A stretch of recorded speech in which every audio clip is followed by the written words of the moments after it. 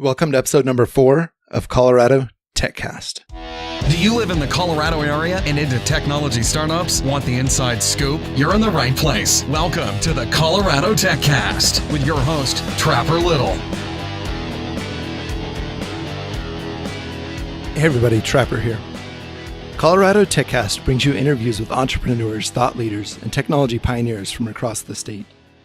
We provide a behind-the-scenes look at who's doing what, why, and how you can get involved. Join us each episode to hear exciting stories of the technology happenings in our state. In this episode, I talk with Paul Kurkulis and his company's mission to disrupt online travel advice by putting travelers in touch with the local experts who can help craft the perfect vacation. We talk about his inspiration, pain points, and lessons learned along the way. Before we get started, let's take a minute to go over a few housekeeping notes. Visit our website at coloradotechcast.com. There you'll find other episodes and show notes with links to the companies and services we talk about here. While you're there, click the subscribe button on the right side of the page. This will ensure that you're alerted when we publish great new content. I want this show to be relevant to you, so please send me your thoughts and suggestions. My email address is trapper@coloradotechcast.com. You can also hit me up on Twitter at COTechcast. I do read and respond to all messages, so drop me a line and let me know what you think. Based in the scenic mountain resort town of Aspen, Colorado, Savvy Amigo is disrupting traditional travel advice sites by connecting travelers with on-the-ground experts. On the internet, there's no shortage of travel information or review sites. The problem is with accuracy and relevancy. Sifting through countless pages just to find one snippet or cross-referencing random reviews is a taxing process. There has to be a better solution. Savvy Amigo introduces a new and efficient way to connect those who are seeking travel advice with those who are best qualified to give the advice, i.e., on-the-ground, real locals. Savvy Amigo reaches below the surface and addresses a basic human need, sometimes missed in today's macro environment. That's the ability to give individuals a voice, feel good about themselves, and really make a difference. Now let's get started with Paul and Savvy Amigo. Currently, I'm working on an idea that had come to me a couple years ago. It was just something that I discovered in my own life, in my own situation, where I was trying to achieve a certain result, and it just seemed very cumbersome. It seemed very inefficient. And when I was coming up to this problem, it was repeating itself over and over and over. And I got to a point where I just thought there had to be a better way of doing this. So I came up with this idea a couple of years ago and just decided to go for it, so to speak, and do something about it. And instead of complain about all these challenges that existed, I wanted to better it. I wanted to find a better solution. So that's kind of what I've been working on for the last, it seems like forever now, but it's been, we're closing in on 2 years. And we're getting close to the final stages of bringing this idea of mine to the forefront, to its existence, to its launch. Okay. So what's the pain that you felt? Well, the pain was a little bit, shall we say, just frustration, just mental frustration. I liked to travel with my family. And for me at the time, and still then and now, I always thought that travel and spending time with your family was such an invaluable commodity. It was such an invaluable way to spend, a few weeks out of the year. I was in a position where, I had to spend a majority of my time working and a minority of my time with my family doing the things that I loved. And one of the things we loved to do was vacationing.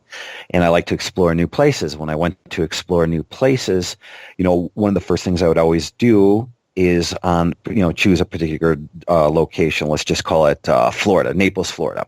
I'd love to go to Naples, Florida, and if I knew of anyone that had lived there, or if anyone who was if I knew anyone that was living there or had been there or had certain experiences there, my first inclination was to pick up the phone, give them a call, and identify everything that there was I wanted to learn about that potential, or about a potential future vacation to that destination. I looked for friends to help me out, tell me what to do, where to go, save time and make it my time as most impactful as possible.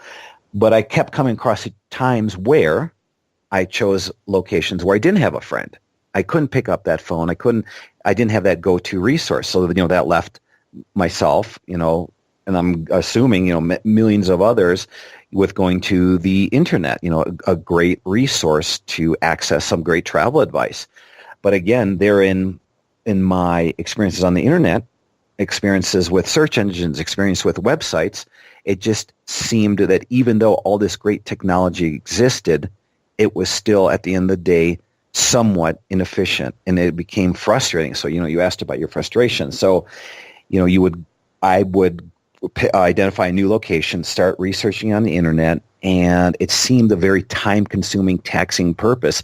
I could remember investing hours into research for a particular location, and at the end of the day, I still was unconvinced that any of the research that I had was the exact information that I needed, and so it left doubts, and it left lingering doubts in my head as to the validity, the accuracy, the relevancy of all this information. Is it really what I was looking for? So there was, doubts in the vacation. And unfortunately, through actual real life experiences, taking the research that I did on the internet and executing it on a vacation, sometimes there were definite misses.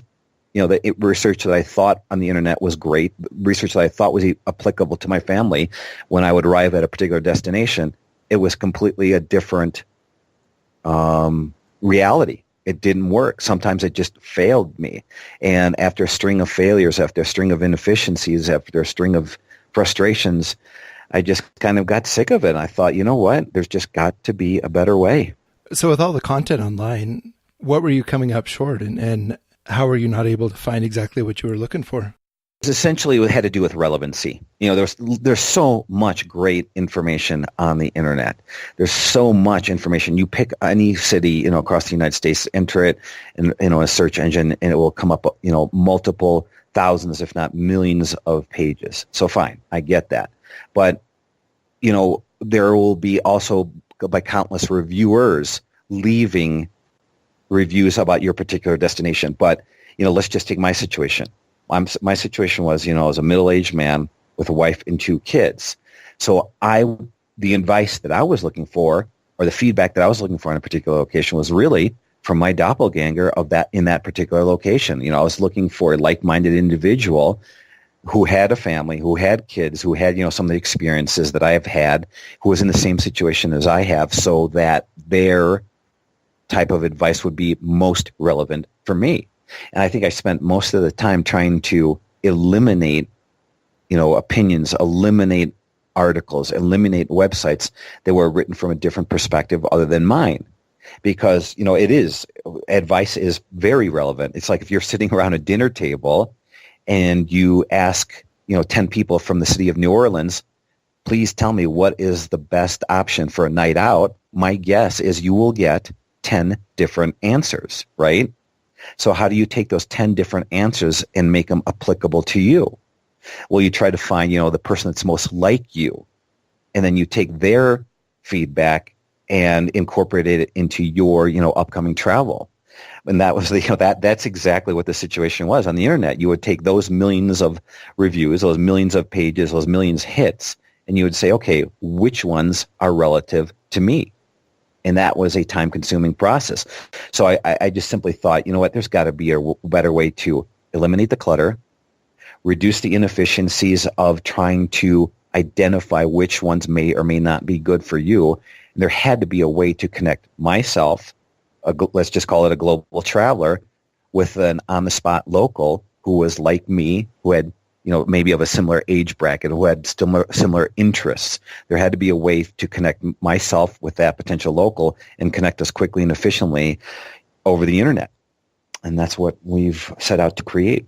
So somebody who's like you, or the ability to find somebody like you who knows exactly what you're looking for and can direct you to the spots of interest to you rather than, a 20-something-year-old providing advice. That is correct. Yeah. So the idea actually, I had to put a name to this idea. So I came up with the name Savvy Amigo. It just works. Amigo being friend, savvy being, a wise person, experienced individual. So that's kind of, what it is. And what this, the business that we created to do was, we just talked about what I'm trying to eliminate and what I'm trying to connect with. So what it allows you to do is, let's say you're you and your wife are taking off and you want to go to Munich, Germany for the first time. How many potential questions can a traveler going to a new city in a new country have? There's going to be a lot of probably, you want to access some great information. It would be great if you had somebody that you knew in Munich, like that thought like you, that was of your same, age bracket like you, so you could connect with them quickly, efficiently, ask them your, simple question, connect with them. You have control of this whole process and do it in a matter of minutes. I think, that type of, new application could add some serious value to your upcoming experience. And what happens if this website could duplicate that process every single day, day in, day out, for countless of global travelers throughout the globe? And that's what Savvy Amigo is all about. So how does the business model for this work? Okay, so the business model is pretty simple. There's two types of users. And you can think about it, a good way to think about it is this model exists out there on the internet, but doesn't exist in this particular space. Let's just take one example, is Airbnb. A great website, a great business model. People use it. Are you a rentor, meaning do you have extra space in your house to rent it out? Or are you going to be out there renting places from others, right? So two distinguishing users.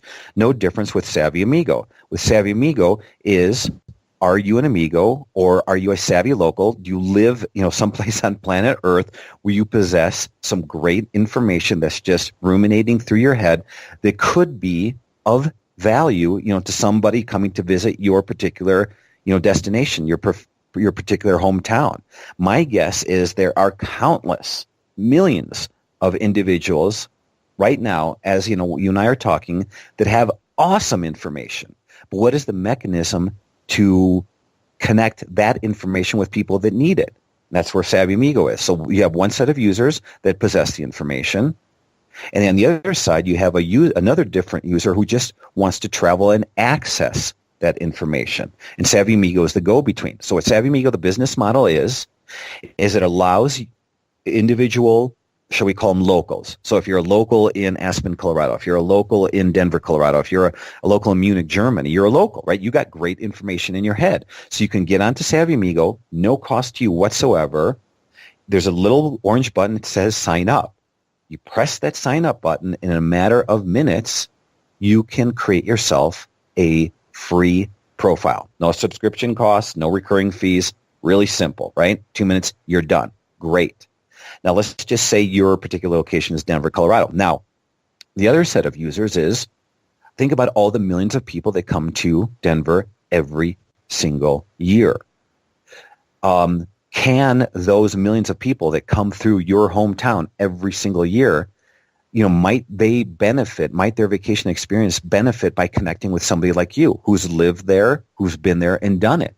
So we allow one user who has the information to connect with the other user who needs that information, and makes that exchange between the two mutually beneficial. And it's a safe, friendly, fun environment. We're monetizing the knowledge. That is exactly what Savvy Amigo is doing. And, it's fun. It's in a fun and efficient way. I mean, if you're just hanging out, at home, you have signed up as Savvy Amigo. The model is that over time, people are going to identify you. They're going to need to tap you for information. So you'll receive a text and email message letting you know that someone is, requesting some information for you.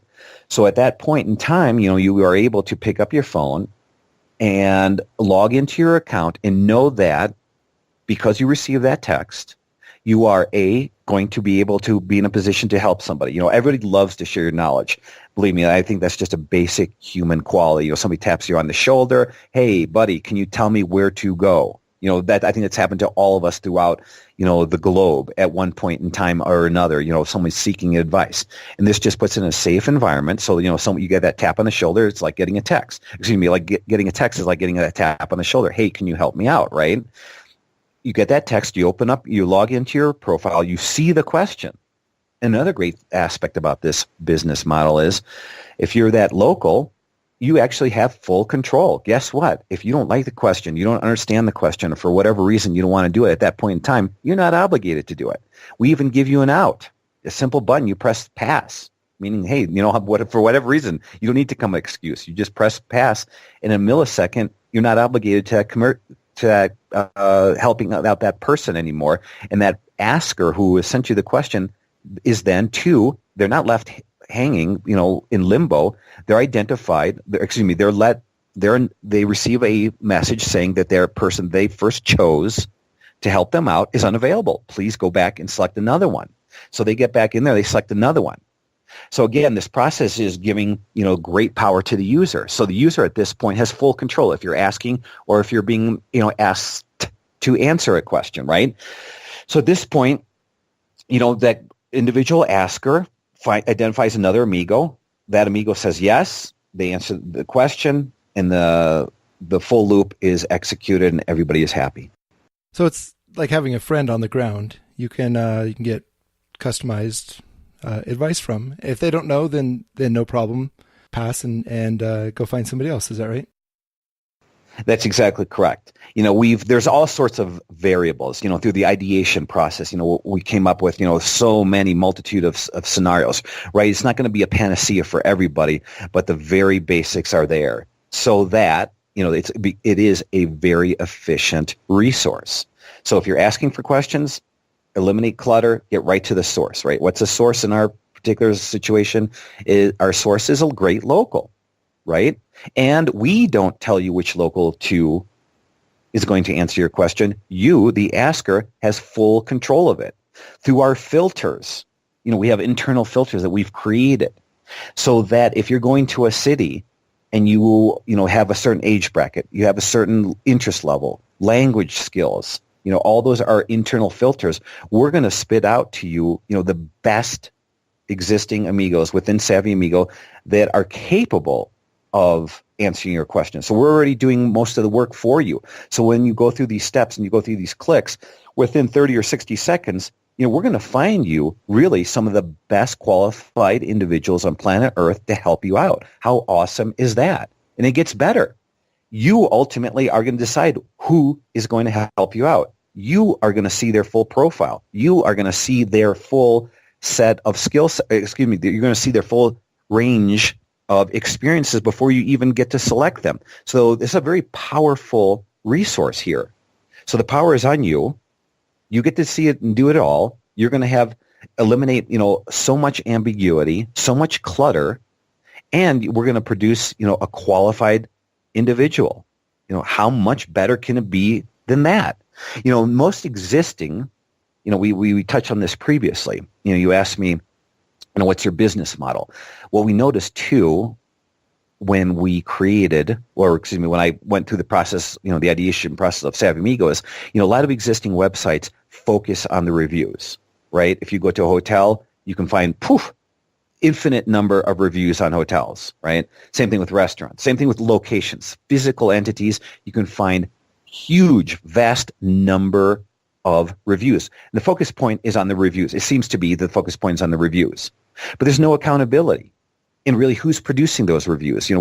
What's behind, what's the genesis of those reviews, right? So we switched with Savvy Amigo and took the focus away from the actual text, the actual reviews. We put the focal point on the reviewer. Because with Savvy Amigo, we believe the solution is the actual individual, is connecting with the right person at the right time. Because, if you travel and somebody gives you bad advice, what's the accountability factor? You're kind of stuck. You're kind of screwed. You're kind of, out of luck there. You just are going to waste an entire day, or you're going to have a bad experience, and there's no way to recoup that. So how do we, eliminate that in all of our future travel experiences? Well, you try to get connected with the right amigo who's got, proven track record, a good local who's been there and done that, who has my experiences, my skill sets. So we put all of that type of relevant information at the forefront. That's what you're going to see first when you're, seeking travel advice. You're going to know this person to the best of our ability, to the most of our ability, so you can identify this individual in a safe environment quickly, efficiently, and connect with them, and bam, done. You connect, you ask, you receive, and therefore, you're potential future vacation experience is that much more rewarding than it could be otherwise. It just makes sense. Okay. So it saves you time, frustration, and definitely money in having a poor experience. What markets is Savvy Amigo in?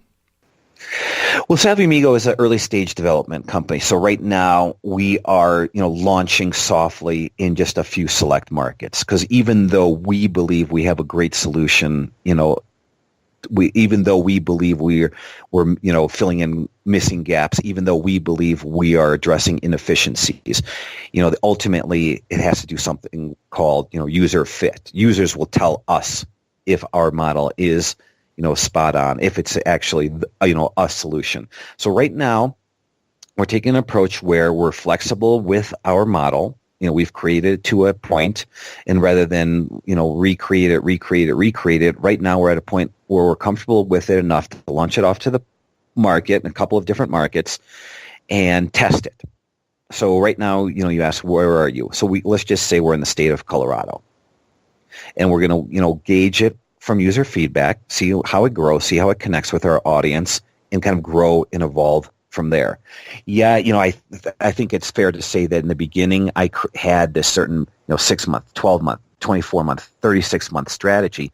But I also learned along the way that, if you are flexible and you still have some core beliefs, perhaps a healthier way to build out your website is, the way I just outlined, have that flexibility, have that core system in place, and just have, identified strategies in place that, if the A/B testing produces certain results, or, before you get to forks in the road and you go left where you thought you were going to go right, then you need to adapt and evolve accordingly. So we have all of those features in place, and right now it's just time to execute on markets, one market at a time.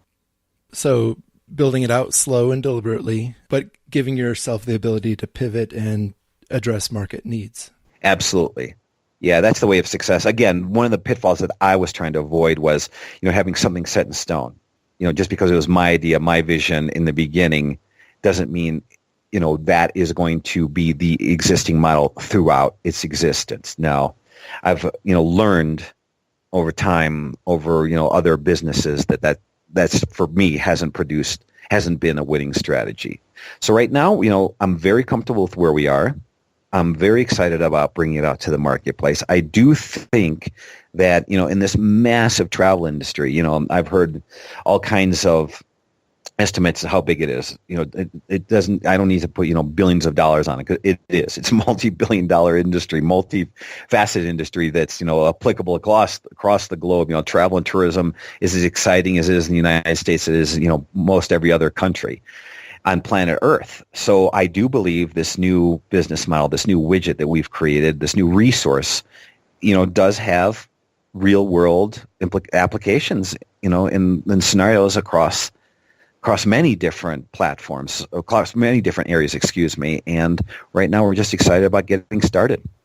So I recently went on a vacation to Italy, and I relied heavily on TripAdvisor to find, where to go and what to do, not knowing any Italian at all. But the shortcomings of TripAdvisor, there was just so much information out there, right? And I had a short amount of time for 3 big cities that I wanted to spend time in.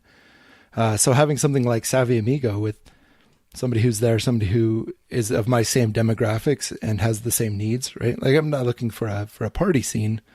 And I'm also not looking for a, total deep dive in history, but somebody like me being able to reach out to and, get that first person advice and be able to strike up a conversation of a little bit of back and forth, honing in on exactly what I wanted to do would have been extremely helpful. Precisely. That's exactly correct. There are resources out there. Let's just, talk about TripAdvisor. I think it's great. I use it myself, have used it, but, having used it over the years, there are some definite, limitations with that particular application. And not only limitations, there could be some improvements.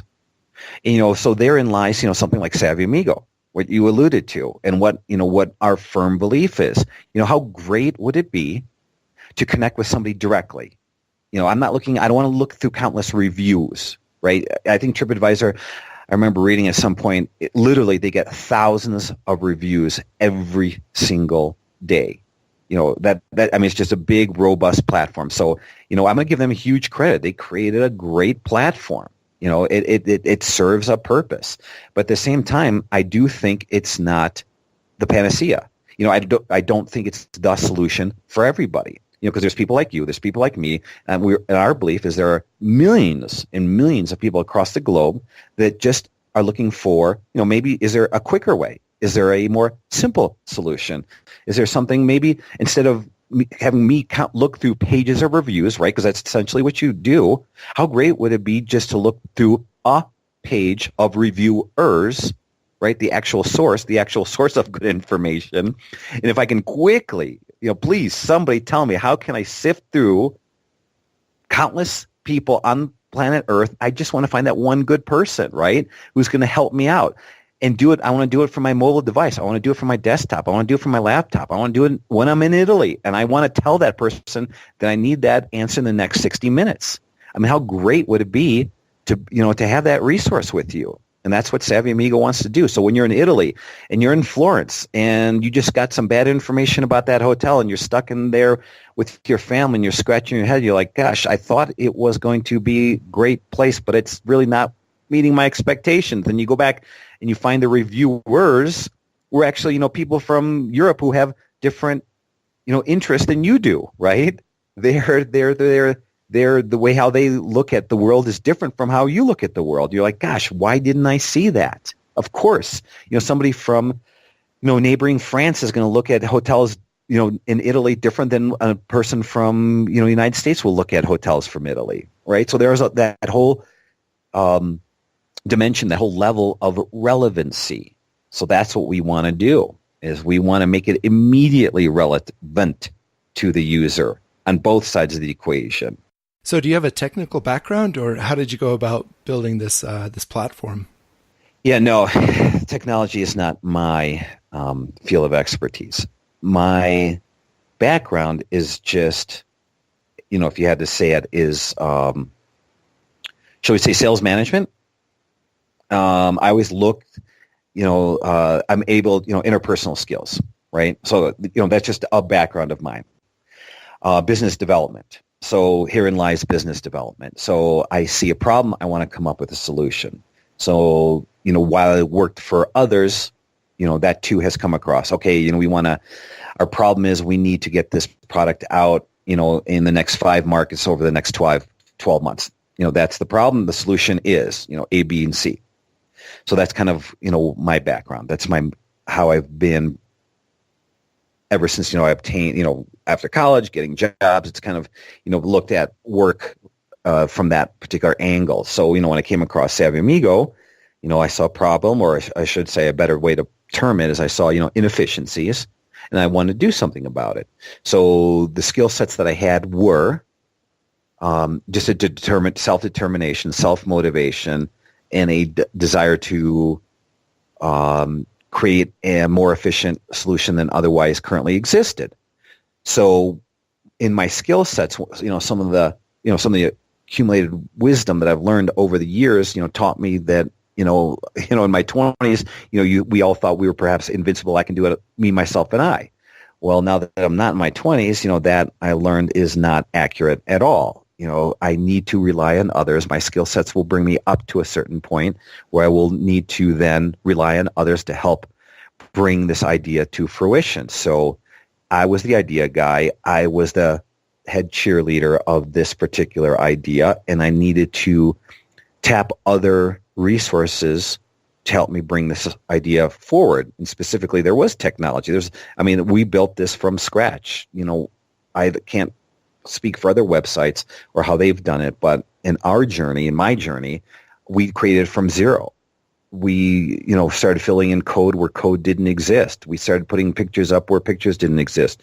And I relied on others' collective efforts. And, I guess, like I said, I was, the head cheerleader trying to champion this cause throughout the process, and have been such from day one, and will continue to be. So my skill sets were something other than technology, I guess, is one way of putting it.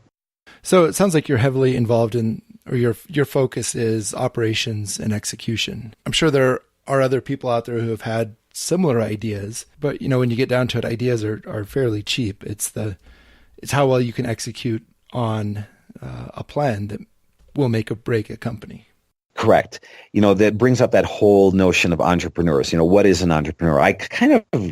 For some reason, I don't like to necessarily gravitate towards that term. I prefer more of like a builder. I think if you're taking an idea from an idea to an actual working product, what you are essentially is a builder, and you have to be a builder and have the skill sets for the beginning, middle, and end. Because like you said, ideas, they're plenty. That's the beginning part. The toughest part that I've learned is the middle part. Okay, what is exactly the next step? Take an idea that's in your head, something that's going back and forth in your head. How do you take that idea and do what you want to do with it, right? What are the next steps? When you wake up on that Monday, okay, I have an idea. If I go to bed on that Monday night, that idea on Tuesday morning will just be an idea in my head. So, it takes efforts. It takes motivation, it takes drive. You have to be able to figure out strategically what are the next best steps and make it happen. That's the middle part. How did you go about finding technical talent to kind of bring your vision to life? That was a challenge. I think, that is a big challenge for anybody who's in that particular position. Okay, I have certain skill sets. Now realize I don't have other skill sets. So how do I partner up? How do I find other vendors to help me out in this process? And it's really a hit or miss process. And it also can be through a process of elimination. Again, like with Savvy Amigo, what you want to do is you want to connect with somebody who's been there and done that. You want to maybe lean on some of your friends, some of your family, and start, making conversations. And really, it's a door opening process. One phone call, one introduction at a time. So you probably want to reach out to your existing network. A lot of people use social media for a variety of reasons. I think social media can be a great opportunity to engage with others, even if, it's, from a removed platform, meaning, a lot of these social media platforms allow us to connect with others. But, maybe you take those connections and that next step further. Hey, and don't be afraid to ask, hey, I am looking to, build a website. Who can help me? Okay, fine. Then I got to find, maybe talk to these technical people. Who, if they can't do it, maybe they know somebody who I should have a conversation with.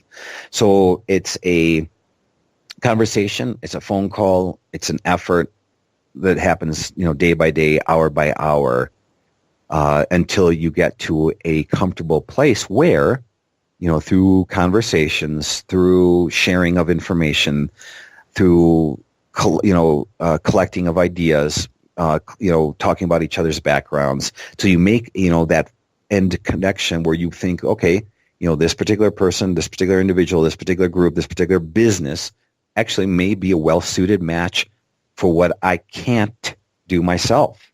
And then, therein lies the, next step. How do we do this together? What are the next steps? Is it just money? Is it getting together?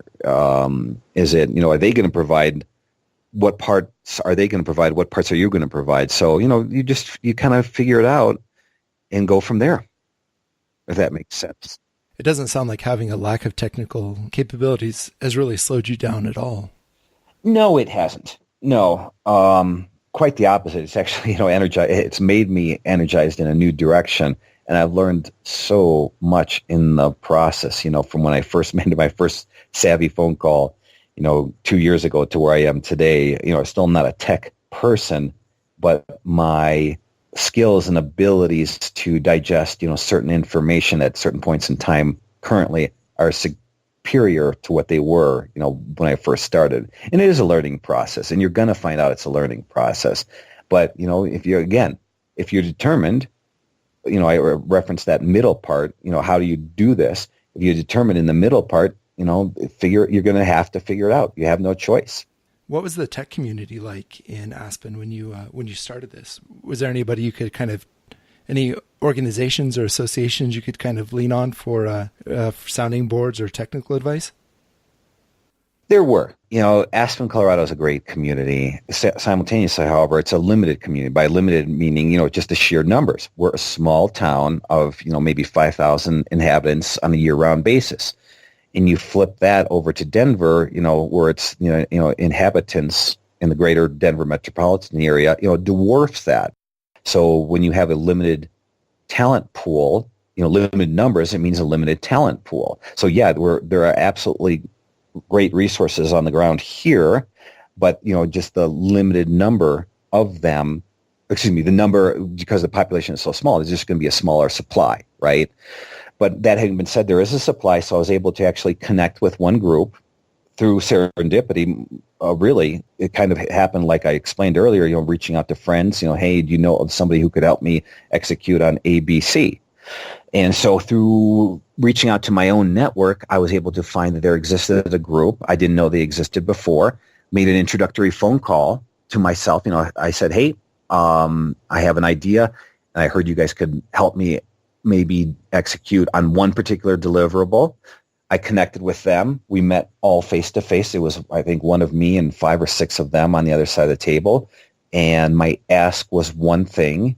And my ask actually turned into a partnership.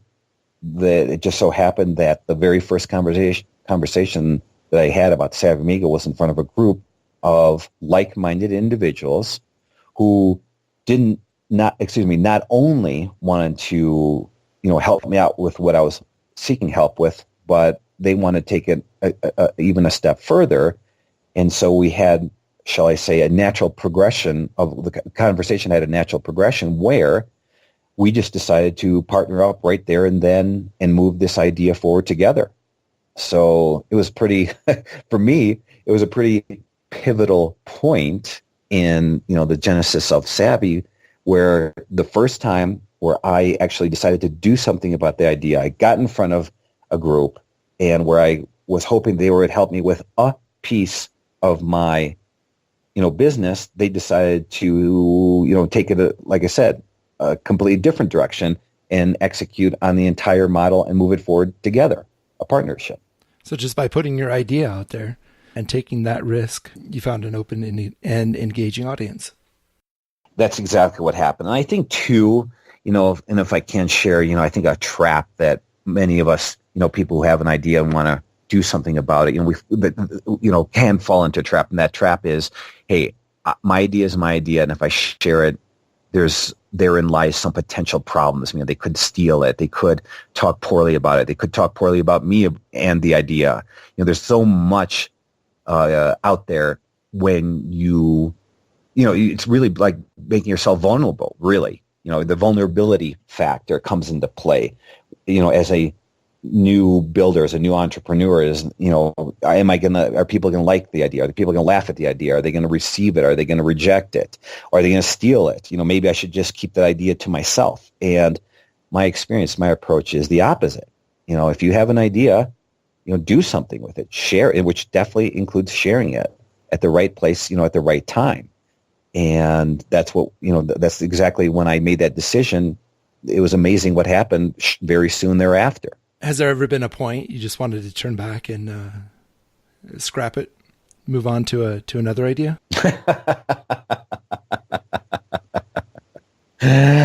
Oh gosh, many times. No, I think the easiest thing for a builder to do is to hit the quit button, without a doubt. You can get to a point where you say, "Oh my gosh, another challenge.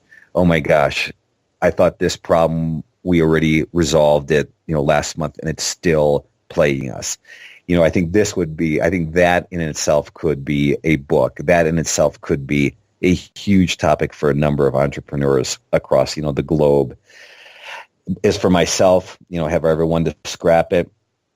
I have been challenged for sure. There have been numerous pivotal points. There have been numerous forks in the road. There have been countless challenges every day. And you just really have to have that determination to make it happen regardless. And I think, it's funny. That's why I was laughing because, yeah, there are certain points where you scratch your head and you're like, wait a minute, what am I doing? How did I get to where I am? And is it really worth it? And I think that at that turning point, that's what separates the people that can do it and the people that can't. And that's okay. I mean, that's just a fact. So I think to have a can-do spirit, to have a go-for-it spirit, you just got to understand that those times will come up, those situations will come up, and you just got to revert back to your original hypothesis, your original, idea, and say, you know what, I'm just going to take it as far as I possibly can, and I'm going to move it forward. So yeah, there have been times, I don't know about necessarily I wanted to scrap it, I don't know about necessarily wanted to quit, but there have been definitely times where I thought, is it worth it? And then, fortunately, the decision is, yes, it is worth it. And you turn around and I figure out, okay, what to do now, what to do going forward. And if you think about it, we've read, one of the that just reminds me of, the story of Colonel Sanders, Kentucky Fried Chicken. Case in point, you asked, is there any time that he wanted to scrap it? If you would ask the Colonel, I think literally his story is something to the point where he shared his chicken recipe with, I don't know if it was 1,000 or 100 or 1,000 people, but he was rejected. And then finally, that one person that said yes, he was determined to make it a yes. And he had to go through hundreds and hundreds of rejections to get there. So, if you ask Colonel Sanders, did you ever think about turning back? I would sure like to have heard his story. But, we all know the answer was no, that he didn't turn back. But think about, how many other good ideas probably would not have come to fruition if the people at that point in time, the decision makers, just opted to scrap it. I think that's the crux of these efforts is, I think I've got to believe that many of us, myself included, get to that point. And what you do at that point, will determine the future, will determine your future at least, or determine the future of your idea. And a lot of it probably comes down to execution, right? Are you committed to your vision? Are you flexible enough that you can adapt? And, is this something that you really believe in? Correct. I think it has to do with commitment. To me, if I identify one distinguishing factor, it is commitment. Because you're going to have challenges, but if you're committed, you're going to go for it, right?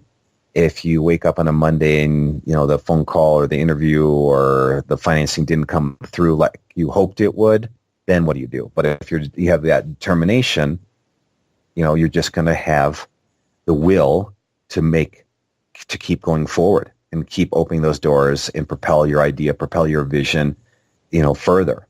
What's been the hardest decision that you've had to make?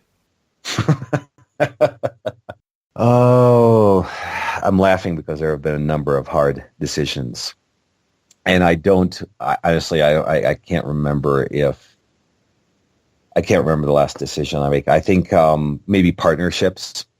So when you write down something on paper where you have to give up some of your dream in exchange for something else, the cost-benefit analysis, wherever the costs are the greatest at that point in time, I think are some of the greatest challenges without knowing the benefits. Like the benefits are usually in the future, right? Especially with an entrepreneurial idea. I think most of the efforts that I've put forth are in hopes that in the future, the benefits will outweigh the costs. So I think when you get to a point in time, be it, signing a contract, be it, allocating additional, some of your additional personal monies that you're, saving for your family or saving for your kids, and you reassign it to your product because at that point in time, the cost is significant, but you think the benefit too will outweigh the costs. I think those are the most challenging of decision points because they're the most real, because they have the most immediate impact. You sign a partnership agreement, and if you're giving up equity to hopefully acquire something else, that's significant. Once you get that equity, in theory, how life works, it's gone. It's not coming back. You reassign monies away from your family towards your project. That's real. Those monies are not coming back. You've reassigned it. And again, the hopes is if you're in that position to make that decision, that you're making the right decision, and it'll pay off in the future, if that makes sense. The unknown unknowns are always what gets you. Uh-huh. Exactly. It is the unknown. And, entrepreneurial effort, almost by definition is an unknown, because you're creating something out of nothing. You're creating something out of scratch in hopes of adding value, in hopes of creation of value, in hopes of making a difference. So would you do it all over? And if so, what advice do you have for, for somebody else who has an idea, who sees a market need and thinks, you know what, I think I can solve this? What would you tell them? Well, I would tell them absolutely go for it, because, what's the decision not to go for it? What are the costs of not going for it? That I think sometimes those costs are even bigger than what I've, mentioned just, a few minutes ago.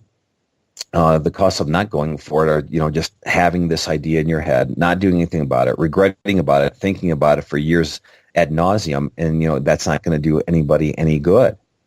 I would also say that, if anybody wants to go for it, there's so much one individual can learn. I think, too, a potential trap, of us, people want to build a business is we might be myopic. We just want to focus on, the end result, where the reality is such that, the middle part, the day in, day out, there's so much that can happen in that day. There's so much potential opportunity every single day that you're opening yourself up to.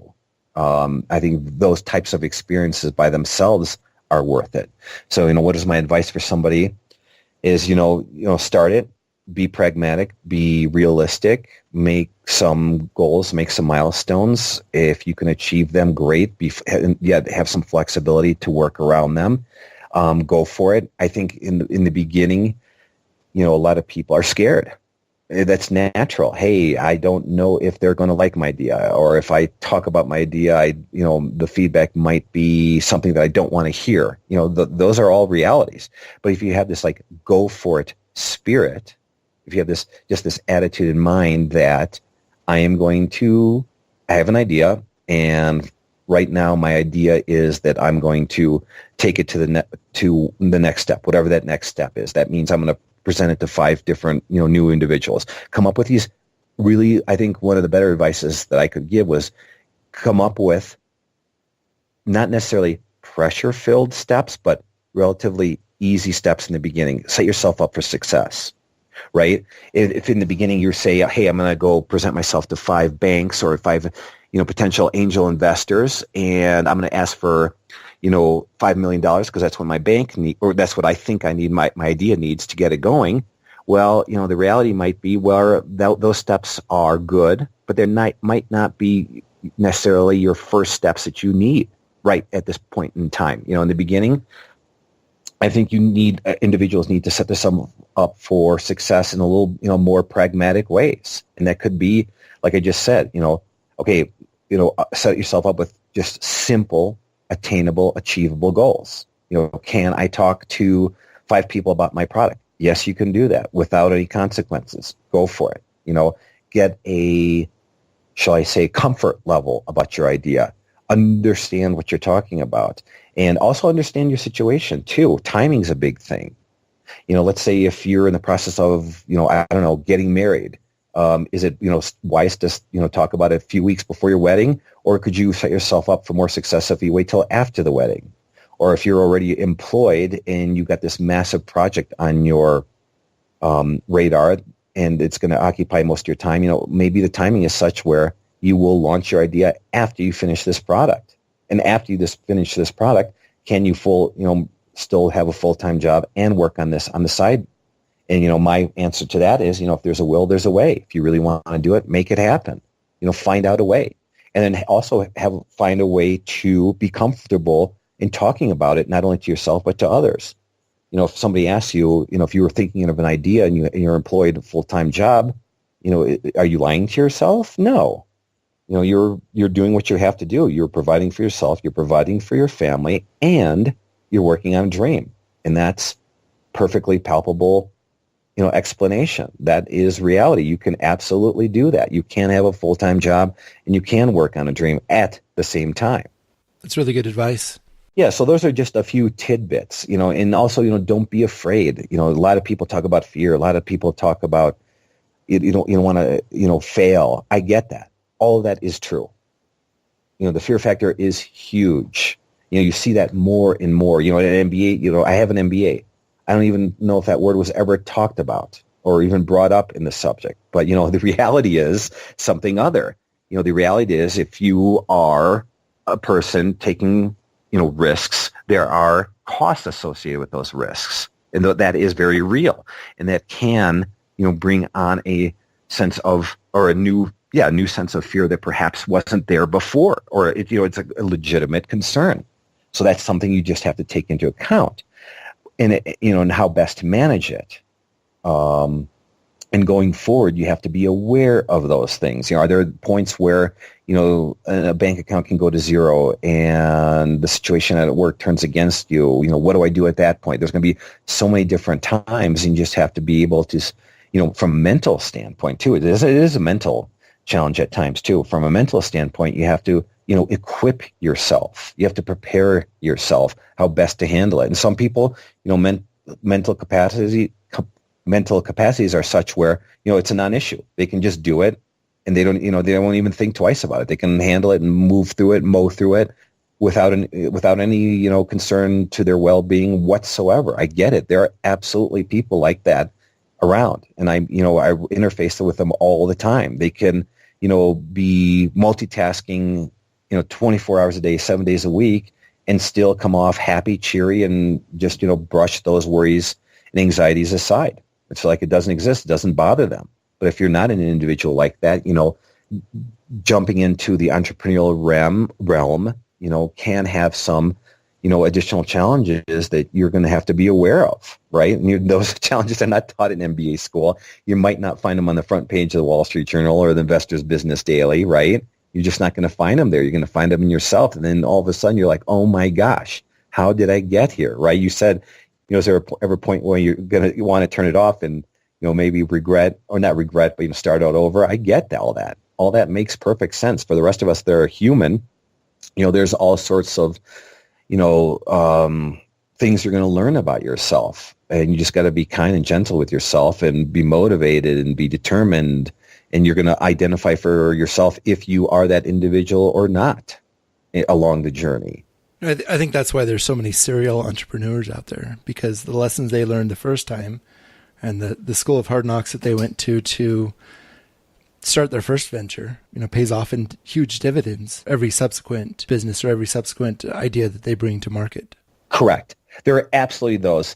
And I think too, though, if we get stuck on thinking about those people, I don't know if necessarily that's going to do us a service. Like, for example, let's take Elon Musk, right? It seems like whatever he touched it just worked, right? I mean, I'm not saying he had his challenges because he writes books about his challenges, but he just he's been created in such a way, fashioned in such a way that he's a great idea guy. He knows how to execute, and he knows how to face challenges, and challenges are just that, challenges for him. And he is strong enough to overcome those challenges, or figure out ways to overcome those challenges, or make, honest efforts to overcome those challenges, right? He has done that. He has proven himself. I personally think he's one of the greatest entrepreneurs of our time. He's one of the greatest builders of our time.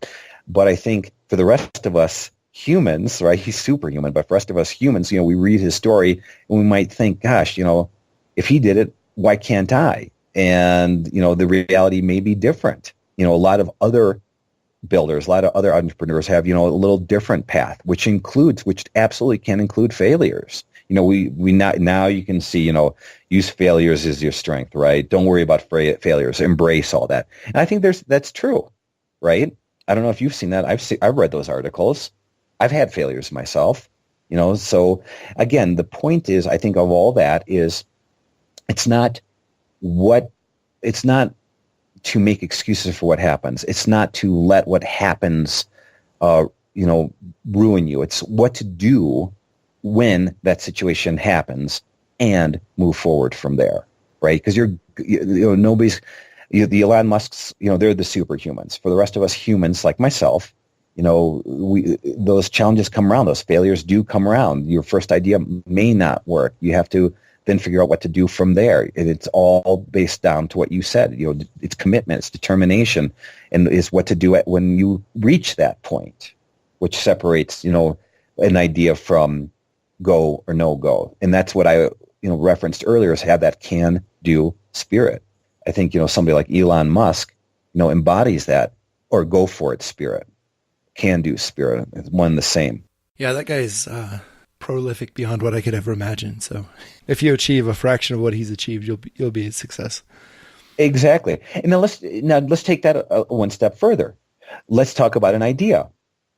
Okay, I'm going to tell you that Trapper, okay, let's just backtrack this 10 years, right? So Trapper, I'm going to say, Trapper, I got a great idea.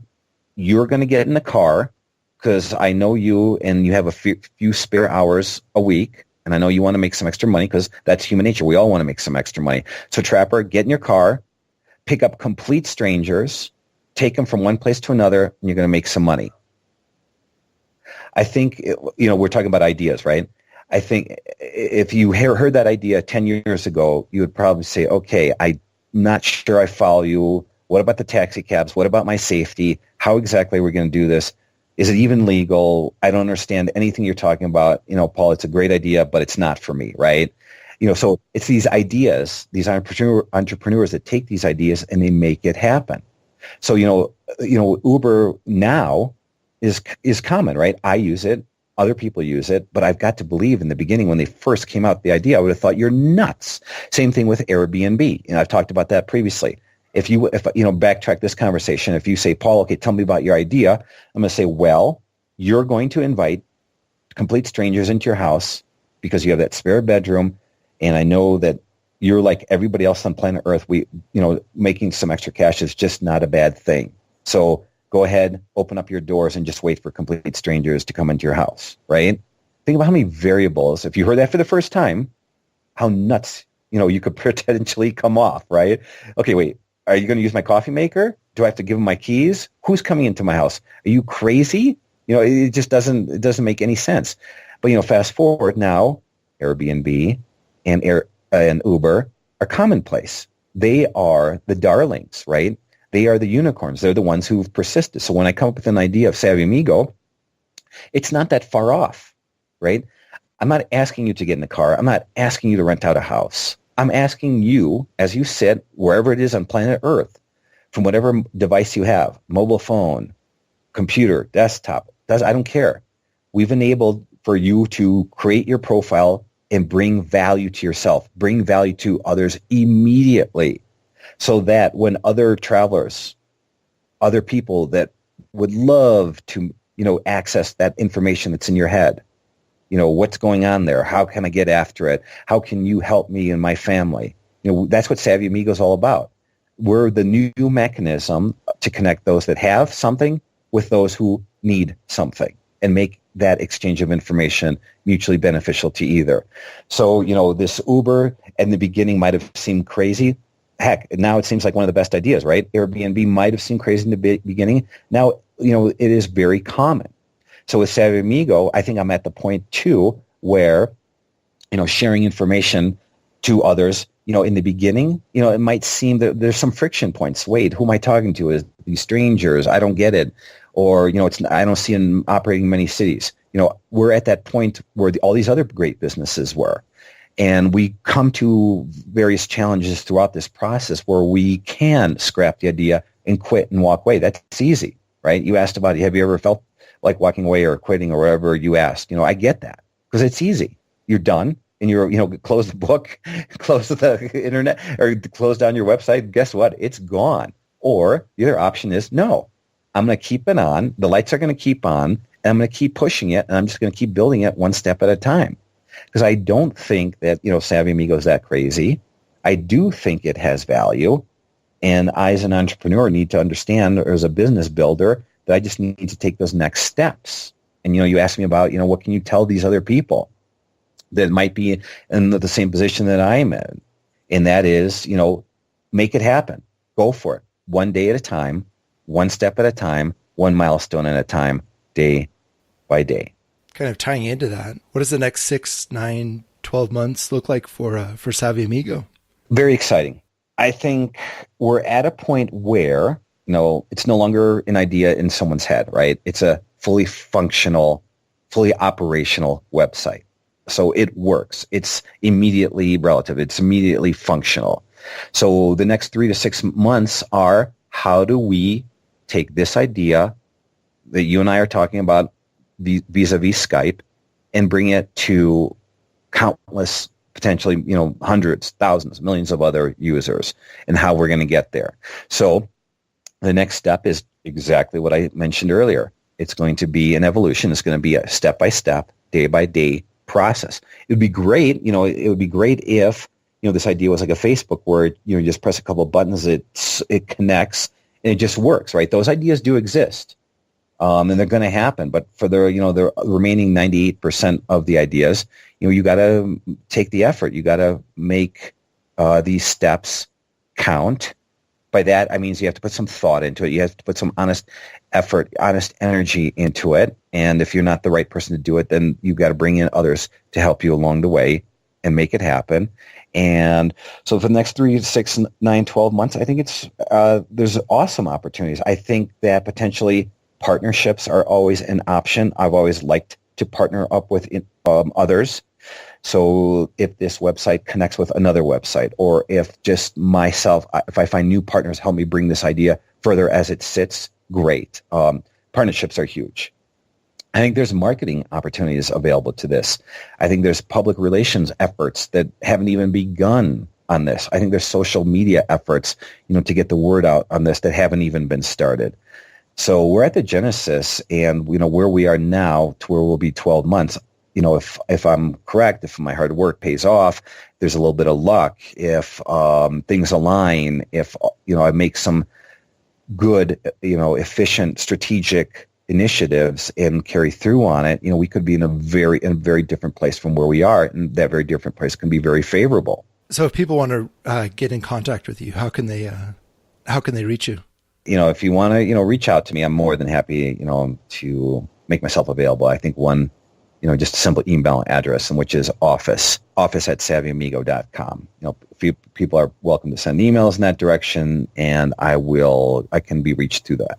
So Paul, how can people get started using Savvy Amigo? That was one of our very first priorities, is to make this website as user-friendly as possible. So to that, I can answer very directly. How people get on is by logging on to savvyamigo.com, SAVVY amigo.com, okay, AMIGO. So you're on this website. You're looking at the home page. There's orange buttons. One of the orange buttons says sign up. You press the sign up button. There's several missing fields. By fields meaning your name, your interests. Tell me a little bit about yourself. Questions like that. Fill out those questions and you're done.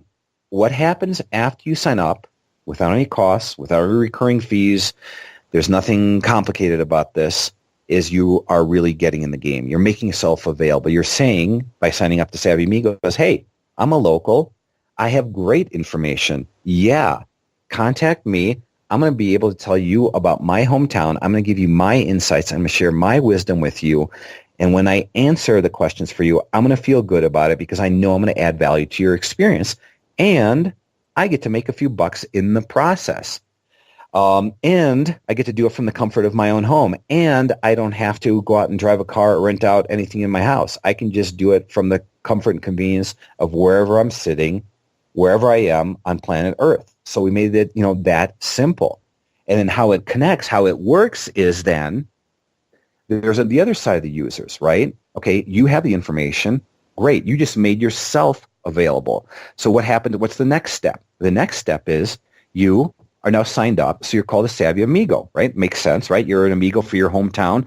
You, because of your experiences, because of your history, because of your background with that hometown, you're going to have a unique opportunity to add value to other people's experiences in your hometown. So I, as someone going to your hometown, I, as somebody who needs to access some great travel advice, I, as somebody who doesn't want to waste time on any countless number of websites, I want to go right to a source, and I want to get hooked up with a local. I can do that in Savvy Amigo.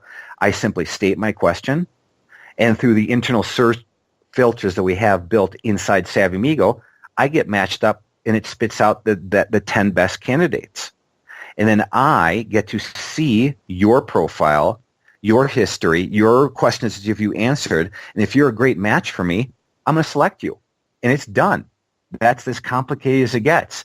I upload my credit card one time. I pay $5 one time. And all of a sudden, my vacation experience, where I'm going to take my family to this once-in-a-lifetime vacation, I'm going to spend thousands of dollars.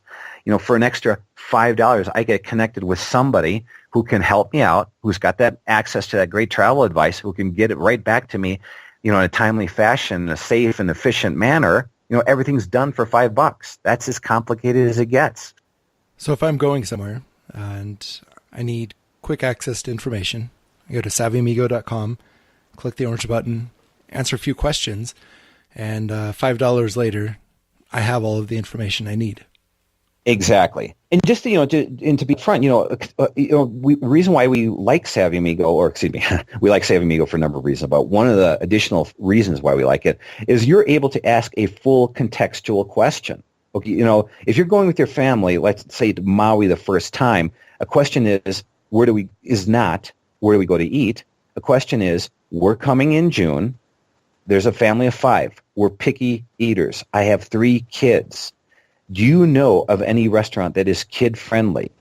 And actually, one of us is gluten-free, so it has to be gluten. They are sensitive to gluten issues. And we're going there in June. We don't have a car. Or we're staying in, this part of Hawaii. So all those features, all those factors are relevant, right?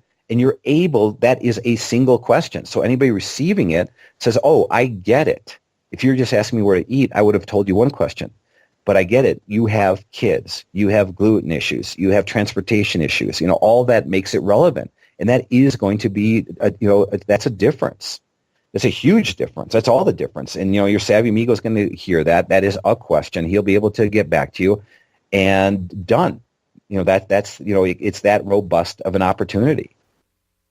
Personalized advice for $5. I don't think you can beat that. Exactly our point. I don't think you can beat that.